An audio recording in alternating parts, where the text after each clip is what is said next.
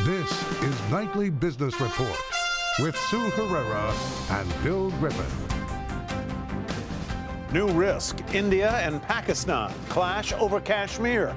Aircraft are down and investors have a new global worry.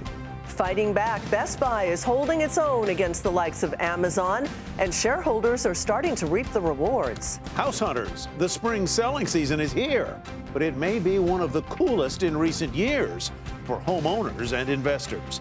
Those stories and more tonight on Nightly Business Report for Wednesday, February 27th. Good evening, everyone. I'm Tyler Matheson, in tonight for Bill Griffith. Good to have you with us, Nice to be Ty. back. I'm Sue Herrera. We begin our program tonight with one of the trickiest things for investors to manage, and that is geopolitics, in part because of the unpredictability. That's one of the issues Wall Street had to contend with today, as hostilities between nuclear rivals India and Pakistan escalated. Pakistan said it downed 2 Indian fighter jets and captured a pilot. And this comes one day after Indian warplanes struck inside Pakistani territory for the first time in about 50 years. And remember, this is a region of the world that has become a hotspot for corporate investment. Pepsi, Coke, General Electric, Pfizer, P&G, Caterpillar, they're just some of the major U.S. companies that do business in Pakistan. Tech companies like IBM, Oracle, Dell, Cisco, Alphabet, Microsoft, they have a big presence in India. Many investors are also exposed to emerging markets more generally, and that's why some view the heightened tensions as a new risk to Wall Street. Bob Pisani is at the New York Stock Exchange for us tonight. With trade talks and North Korea negotiations and multiple hearings in Washington, it's easy to overlook the recent hostilities between India and Pakistan. But that would be a mistake, investors say. Pakistan's Air Force shot down 2 Indian warplanes that had crossed the disputed Kashmir border after a suicide bombing killed more than 40 soldiers in India's section of that disputed territory. Investments in Pakistan is relatively small, but a global investment in India is very large and growing. Foreign direct investment, or FDI, in India was over $33 billion at the end of 2018, and the government there is working on a roadmap to achieve its goal of $100 billion worth of FDI inflows. Singapore, Netherlands, United States, and Japan are the leading investors in India. UBS's Art Cashin noted that the two countries had fought several bloody wars in the past, and that there is a very real risk that events could quickly spin out of control. It's 2 nuclear powers. None of it is priced into the market because nobody knows what to make of it. But if, heaven forbid, this thing began to spin out of control, it would have a great deal of influence. Cashin also noted that the current belief that the 2 nuclear powers could never escalate a conflict into a conventional ground war is still nothing but a theory. For Nightly Business Report, I'm Bob Pisani at the New York Stock Exchange. President Trump and North Korean leader Kim Jong-un started their second high-stakes summit today with a handshake. And as Eamon Javers reports from Hanoi, the president quickly turned their attention to North Korea's economic potential. Hanoi, the former capital of North Vietnam, a striking setting for the second summit between President Donald Trump and North Korean leader Kim Jong-un. American officials hope the example of Vietnam's reconciliation with the United States and subsequent economic growth shows a path that Kim Jong-un could follow. Trump made the pitch directly to the North Korean leader in their first meeting of the day. I think that your country has tremendous economic potential, unbelievable, unlimited. And I think that you will have a tremendous future with your country, a great leader. And I look forward to watching it happen and helping it to happen. And we will help it to happen. And for a president who practices a brand of personal diplomacy, Make us look very good. it all comes down to the relationship between the two leaders. We're going to have a very busy day tomorrow, and we'll probably have a pretty quick dinner. And a lot of things are going to be resolved, I hope, and I think it'll lead to really a wonderful situation long term. And our relationship is a very special relationship. As the two men headed back to their respective residences after an hour-plus social dinner with aides, no word from officials on any progress made or even a detailed schedule for day 2. Many summit watchers say there are options here for a deal that's short of full denuclearization of the Korean peninsula.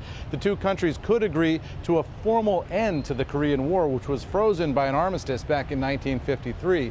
They could also agree to open liaison offices in each country, a step toward normalization of diplomatic relations between the two countries. And of course, the North Koreans hope that President Trump could offer some sanctions relief, which they feel is badly needed to help their economy. For Nightly Business Report, I'm Eamon Javers in Hanoi, Vietnam.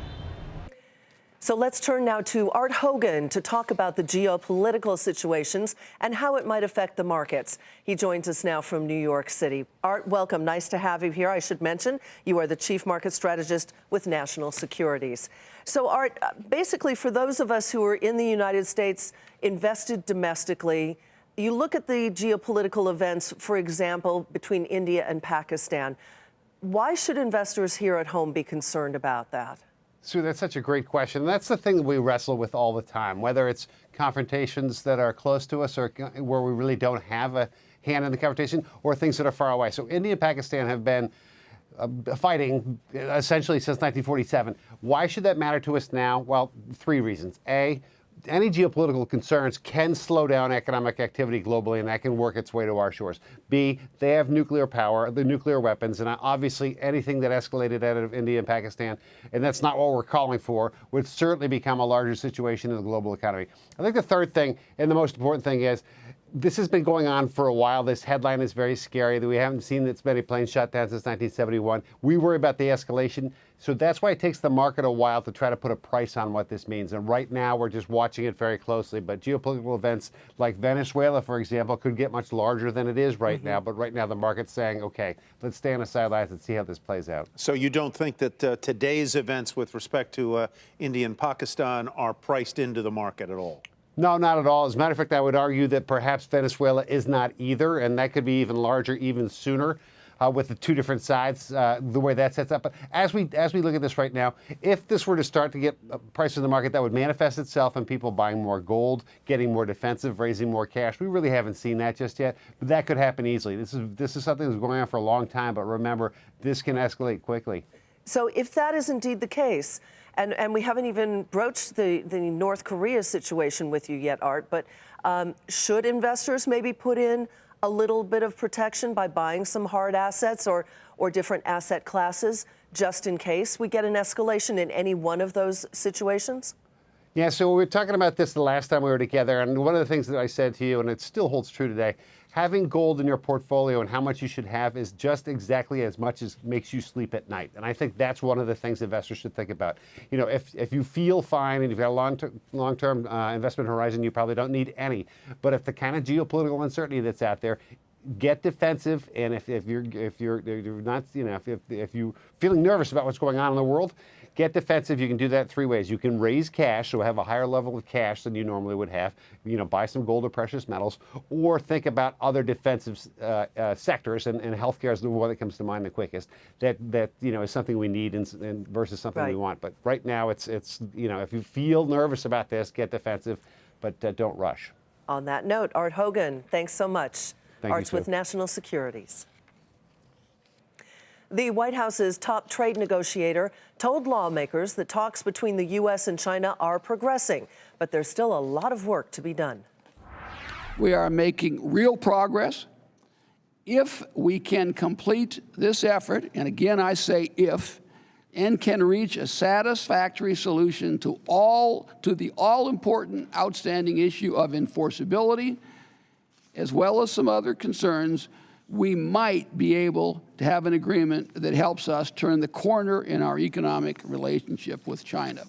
Let me be clear, much still needs to be done, both before an agreement is reached and, more importantly, after it is reached. Robert Lighthizer testimony comes days after the president delayed a deadline to impose more than double the tariffs on $200 billion in Chinese goods. And today, the Commerce Department reported that the overall trade deficit in goods widened sharply, rising 12.8% in December due to an increase in imports and slowing global demand. Well, those comments from the trade representative, as well as those new geopolitical issues, pressured stocks and put a lid on gains today. The Dow Industrials fell 72 points at 25,985. The Nasdaq was up a modest 5 1/5, and the S&P 500 fell 1.5 points. Federal Reserve Chairman Jerome Powell was back on Capitol Hill today for a second day of testimony. And while not directly discussing the outlook for interest rates, he did allude to the plan to shrink the Fed's $4 trillion balance sheet, which is made up mostly of securities bought to stimulate the economy during the financial crisis. We've now had 3 consecutive meetings on the balance sheet, and we've worked out, I think, the framework of a plan that we hope to be able to announce soon that will light the way all the way to the end of balance sheet normalization, and that will result in the end of asset runoff sometime later this year. Mr. Powell also described the economic outlook as generally favorable, but one that faces challenges from abroad. Well, there was another hearing on Capitol Hill that investors did keep an eye on. President Trump's former attorney, Michael Cohen, cast his former boss as a, quote, con man and a racist, and accused the president of lying about his business interests in Russia. But one congressman criticized Cohen for his own lies. His remorse is non-existent. He just debated a member of Congress saying, I really didn't do anything wrong with the false bank things that I'm guilty of and going to prison for. Mr. Jordan, that's not what I said, and you know that that's not what I said. I said I pled guilty, and I take responsibility for my actions. Shame on you, Mr. Jordan. Mr. Chair, not what I said. Shame on you. Cohen is set to begin a 3-year prison term for pleading guilty to financial crimes and lying to Congress. It is time to take a look at some of today's upgrades and downgrades. Home Depot was downgraded to market perform from outperform at Telsey Advisory Group.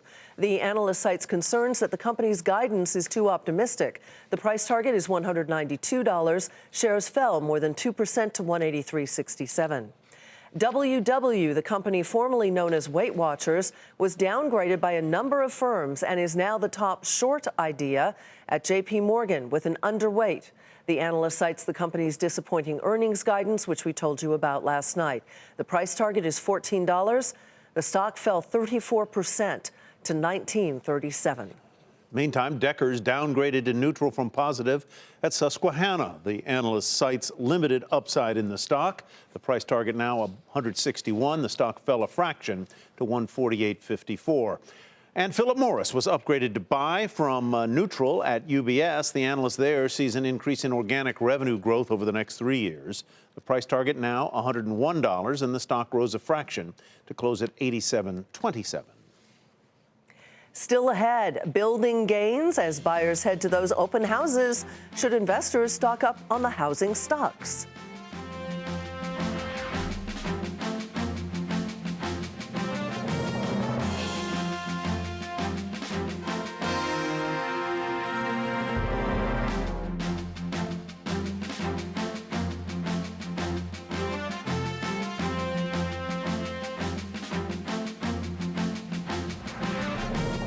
While some brick and mortar retailers struggle, Best Buy is on a hot streak. The consumer electronics retailer easily topped Wall Street's earnings estimates, thanks in part to consumers who spent a lot on devices during the holiday period. And that sent the stock up 14%. Courtney Reagan tells us what's clicking at Best Buy. It wasn't all that long ago that many wondered if Best Buy would survive. But yet again, Best Buy puts up a strong quarter across the board with comparable U.S. sales up 3%. The 7th straight quarter that metric grew at least 3%. Customers spent a lot on devices, appliances, smart home technology, and gaming, though mobile phone sales were weak. And Best Buy did something you don't often hear a retailer doing. It hit its sales and profit targets 2 years ahead of schedule. Quarter after quarter and year after year. And, I think there were a lot of people that figured that the gas had run out of the tank, but it looks like 2019 should be another decent year for them. Part of Best Buy's recent success has come from adding services like Total Tech Support, a subscription for unlimited tech support, and in-home advisors that suggest ways for customers to add to their home's tech capabilities. The retailer's CEO, Hubert Joly, also sees opportunity for the company in existing categories like home theater, as shoppers shoppers trade up to larger screens or technologies like 4K and OLED, innovations in mobile like foldable phones and 5G. Best Buy is also investing in smart home technology and health monitoring services. Jolie said the retailer is currently testing health monitoring for seniors with a number of unnamed managed care organizations, a business that has the potential to be a big opportunity in the future for Best Buy. And while there is some concern about a slowing U.S. economy and weakening consumer, Jolie says the concern is coming largely from international uncertainty, and he's happy with what he's seeing with the U.S. consumer. For Nightly Business Report, I'm Courtney Reagan. Box gets boxed in, and that's where we begin tonight's market focus.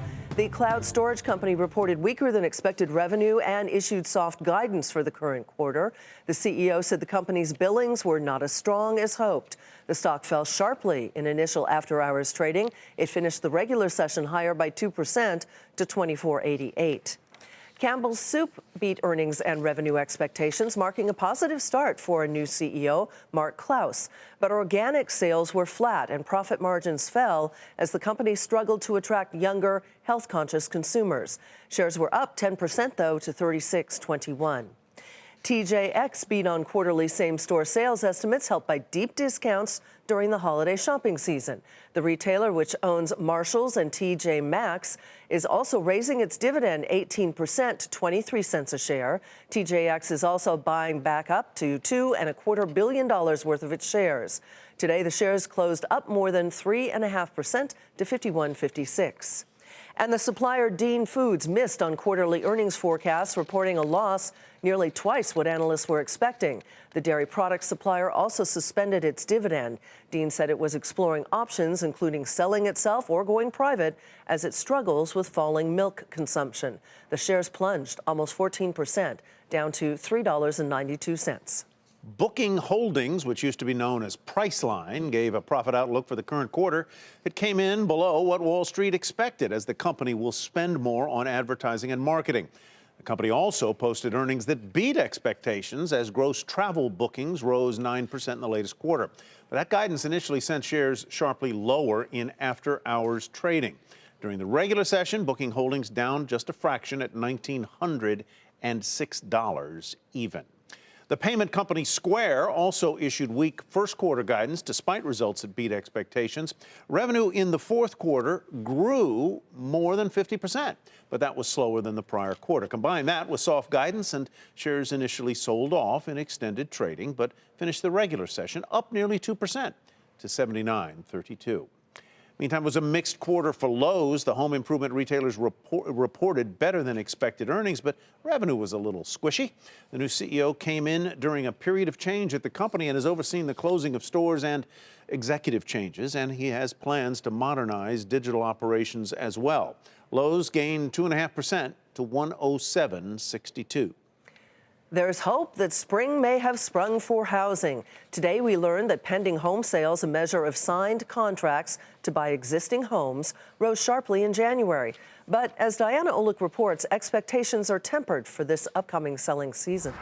There was some good news in housing to start this year. Buyers came back, signing more contracts to buy existing homes than in December, according to the realtors. And the gains in home prices are shrinking to the smallest in 3 years. We're seeing stronger buyer demand, but it's not as if people are willing to pay any price to get a home, which is what we saw at the beginning of 2018 and for the past 4 years before that. And buyers are being helped by lower interest rates. The 30-year fixed is at the lowest in a year, and that boosts mortgage demand this week. Applications jumped noticeably. But there was also some bad news. Home construction fell again in December, and what builders are putting up is not in the entry-level category. Home affordability is now at the lowest in a decade. Even Warren Buffett, who has been bullish on housing, waved a warning flag in an interview on CNBC earlier this week. Single-family construction is really, I think it's been quite weak compared to what you would expect after 10 years of recovery and with the stock market, you know, quadrupling from the lows and unemployment at 3.7%. People are just making different choices. or the choice is being made for them. Today's home buyers are facing one of the priciest markets in a decade. And while the fundamentals behind them are strong, like job and wage growth, you can't buy a home if you can't find an affordable one. I think the spring housing market will see some signs of a rebound, but it'll be slower than an expectation, slower than what home buyer demand would suggest, and that's because housing has these structural headwinds. They're not going away, even when interest rates are going lower and even as wages are going up. The structural issues are on the supply side. And those issues will not be solved by spring. For Nightly Business Report, I'm Diana Olick in Washington.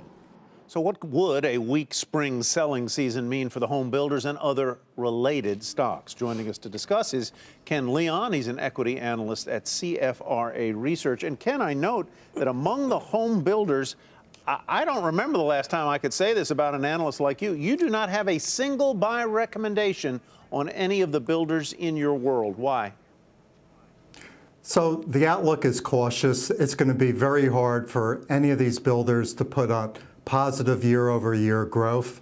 Orders are weak, and even Toll Brothers today didn't have the conviction to give guidance for the full year. Their orders, which do include January, so that's another month, are still weak. There's increased traffic coming to communities, but affordability is a big issue, and that affects demand. You actually have sell recommendations on Pulte, KB Homes, and Meritage. That has some big implications for other parts of the housing sector, does it not? Well, when we look at those sell recommendations, they are subpar in terms of their geographic profile or their ability to move, and it's actually going to be the low-end, lower-price homes that are going to sell quicker. Each of those have challenges with their profile in terms of what home communities they have. It essentially means a pivot. Consumer is strong. Home improvement should be one area that should do well. 126 million U.S. households are not moving. They have an increased home equity value. They have rising household income.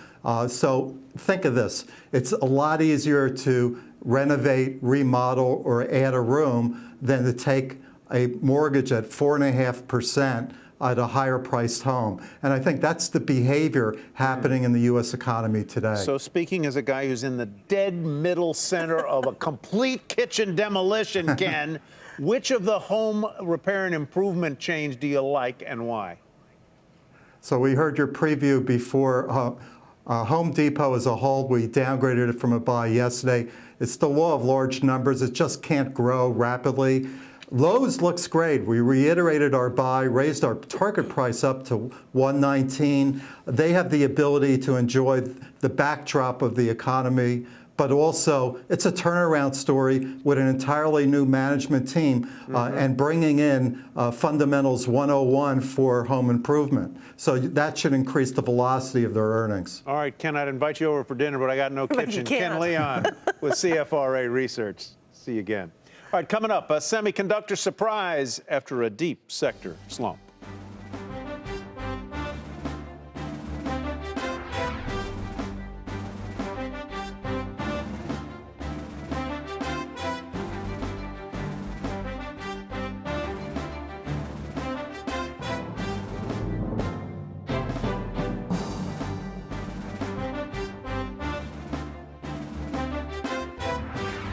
Fidelity is reportedly facing a government probe over hidden fees. According to the Wall Street Journal, the fee was implemented in 2016 and is imposed on some mutual funds. It is described as a, quote, infrastructure fee and is aimed at companies selling shares on Fidelity's fund platform. Those funds can either pay the fee or push the cost onto investors, which can lower returns for individuals. Well, we've reported extensively on trade tensions and on the outlook for interest rates. And tonight, we take a look at one sector that has been caught in the middle. Josh Lipton shines the sector spotlight on semiconductors. Chip investors have been breathing a sigh of relief. Trade tensions between the U.S. and China have eased, with new hope that President Donald Trump and Chinese President Xi Jinping will get a deal done, because many chip companies such as NVIDIA and AMD have significant exposure to China. It's an issue that Intel's new CEO recently addressed. We're all excited by the progress that seems to be made in the discussions between the U.S. and China, because we think global trade is good for the industry in particular. So we think over time, as the thawing out of the dynamics play out, that it's going to open up opportunities. Another reason for increasing enthusiasm, a friendlier Federal Reserve, which says it will take a pause from hiking interest rates, alleviating concerns that the Fed would slow the economy, which could impact demand for semiconductors. Then there's the outlook for the sector's earnings, which has been slashed, and that means it's now possible for these companies to surprise investors with better than expected news. But questions remain about what demand will look like in the months ahead. Analysts say that's not an easy call to make, given uncertainty about the health of the global economy. But some believe demand could be stronger than expected in certain key markets, like the data center and smartphones, and that's providing an investment opportunity. From a chip perspective, the way you probably want to play this, probably want to own AMD for the data center side. You want to own Synopsys, which has exposure to all chips. And then finally, you probably want to buy the memory space. But most agree that the biggest risk to the group is that a deal doesn't get done between the world's two largest economies. For Nightly Business Report, I'm Josh Lipton, San Francisco. Here's a look at the final numbers on Wall Street. The Dow fell 72 points, NASDAQ up 5, S&P 500 fell 1. And that does it for Nightly Business Report tonight. I'm Sue Herrera. Thanks for joining us. And I'm Tyler Mathisen. Have a great evening, everybody, and we'll see you back here tomorrow night.